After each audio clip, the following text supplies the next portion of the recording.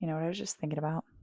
I was just thinking about how most people have literally no idea how crazy it is to live out of a suitcase on the road most of the time. And maybe you do, but maybe you don't. And I was just reminded because right now I just came back from one place and now I'm at another place and I'm staying with family and friends right now. That's kind of my vibe for the next while. But it's reminding me of how I grew up my entire childhood, basically, mostly, maybe like not mostly, but like 50% of the time out of a suitcase on the road with my family for my dad's work. And it's freaking crazy. And I'm really good at packing now. I'm great. I can make like 7 outfits out of one thing.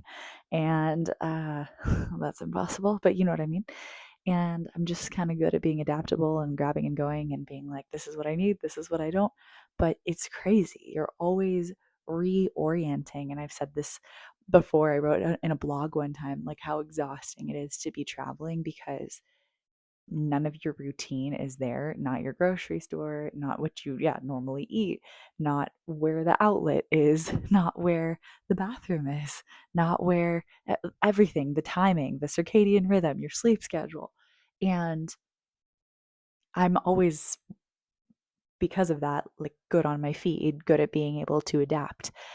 And I do say that's a huge part of one of my core good qualities. I did a little kick for you, but it's also not something to brag about if it gets to be like you're throwing yourself out the window. And that's something that, like I said, I'm really good at.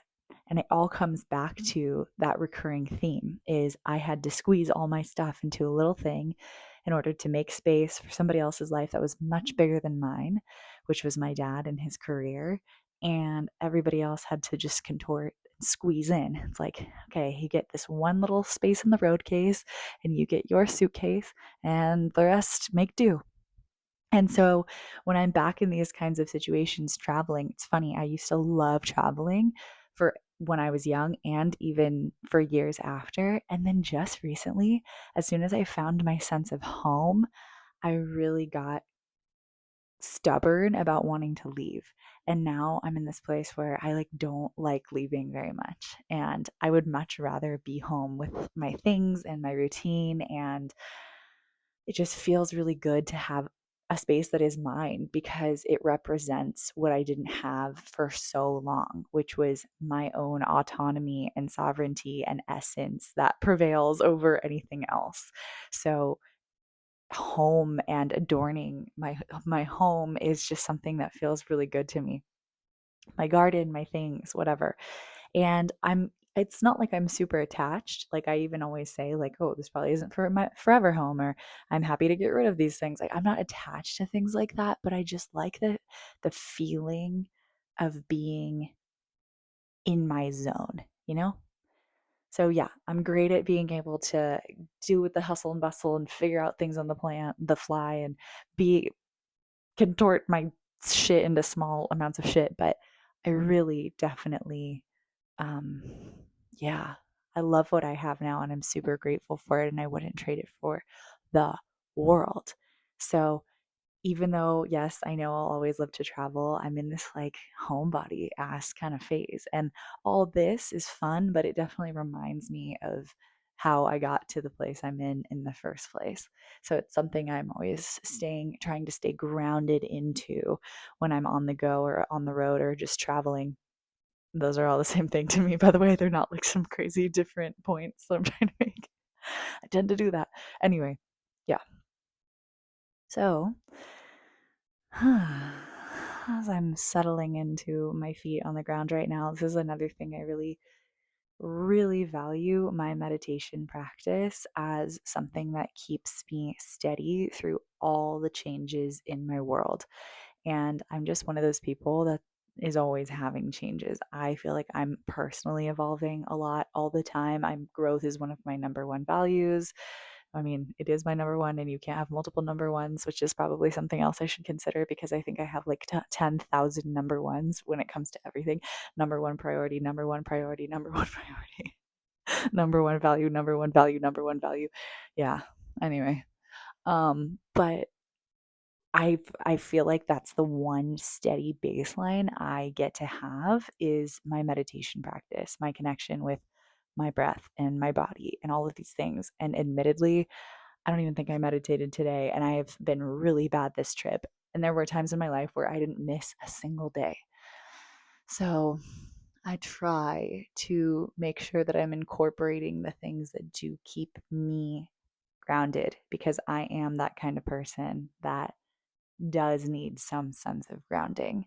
And if it's not the meditation, it's can I spend some time in nature, in stillness, in silence? Can I kick off my shoes and stand on raw earth of some kind? Can I slow down a little or have some moments of peace and quiet alone, even though there's so many people usually when I'm traveling that I'm seeing and hanging out with and prioritizing and yeah, but I notice not just because the travel and the sleep and all the things that get wonky in the physical realm like diet, etc., that I'll get a little bloated, but I also will get bloated because of the energy. And that can happen. We can actually just get kind of like swollen with energy and inflammation and things like that don't just come from the physical realm or diet and exercise. They actually also come from energetics. So, how much are we taking in and not letting out? And that's something I have been very guilty of piling until I'm bloated in all of the senses of the word. So, so now that I am home and, well, it's not home, there won't be a sense of home for a quick min, but as now that I'm settled back in the place I'm staying tonight, I think I'm going to drink some water, get outside, even though it's nighttime, and just breathe a little bit and enjoy the rest of the night because that's where I'm at this fine, beautiful evening. So, anyway, if you're a go type of person, have a practice that grounds you. Keep that as a consistent as much as you can. Find ways to release, to release, to release with how much you're taking in, to slow down with how fast you're going, and always just find that sense of balance. And you have to be really intentional about it. Trust me. It doesn't just come. You'll have to take the time and the pause and the space for it, but it's super worth it. So I'm going to do that right now. All right. Well, I hope you have a great evening. And if you enjoy being here, I don't know, hit the like. What the hell? Yeah, okay, bye.